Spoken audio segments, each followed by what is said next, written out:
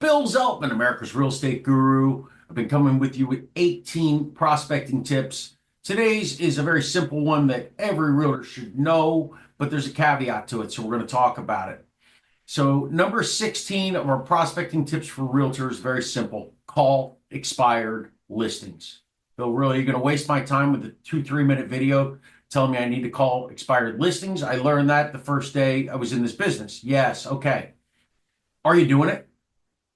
So many realtors are inconsistent. This is something you need to be doing every day, and it needs to be the first part of your day. So if you start making your calls at 8:30 in the morning, the first calls need to be to the new expired list. Why? It is a race out of the gate. Every realtor that's worth their salt, the first thing they do is call expired listings. You want to be the first dog to the bowl. You want to be the first one out there, and that gives you your best shot on day one. But let's set that aside, because I said to you there's another caveat to this, and here it is. So many realtors, okay, will get their expired list together. They get the phone numbers, whatever product, whatever program you're using to extract phone numbers, and they make those calls. Smart ones are showing up at their house, and I can teach you how to do that separately as well with a nice package and things like that and differentiate yourself. But the fact is that they're doing this the day one, and then the next day they get the new list. And the next day they get the new list. And the next day they get the new list. You know what they're not doing? They're not following up. I teach a 7 in 7 program, 7 touches in 7 days for expired listings. It's not all just calling and texting or whatever. It's also having some stuff you drop off and postcards and whatever else. And I teach a 12 in 30 program where you give 12, you end up with 12 touches in 30 days. No one follows up on expires. I shouldn't say no one. Very few. The top realtors follow up on expires.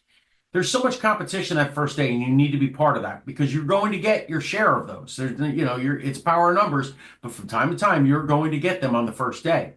But you're also going to get them on day 3 and day 5 and day 7 and day 30 and day 60 and day 90. And believe it or not, maybe even on day 180. I had a guy that I followed up with. It was a long, long time. And I was on about a day 120 something when I called him and just called him on the right day. I ended up getting 2 listings from him, not just the one listing I was calling about, but there was another property that he owned that he decided he was going to get rid of as well. Got 2 listings from it. So make sure not only are you calling expireds, but make sure you have a plan to follow up. They'll line either call them until they buy or call them until they die, right? Yeah, do that with expired listings.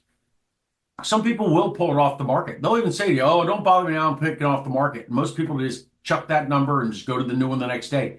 Keep following up. Hey, what's going on? The market's changed. It's a little different than it was 3 months ago when you expired. We have more buyers now, or the prices have gone up whatever percent, whatever it is, and continue to build those conversations and make expired listings a staple in what you do, and following up with expired listings a staple of what you do. So Bill Zeltman, again, this was 16 of 18 of your tips to find prospects.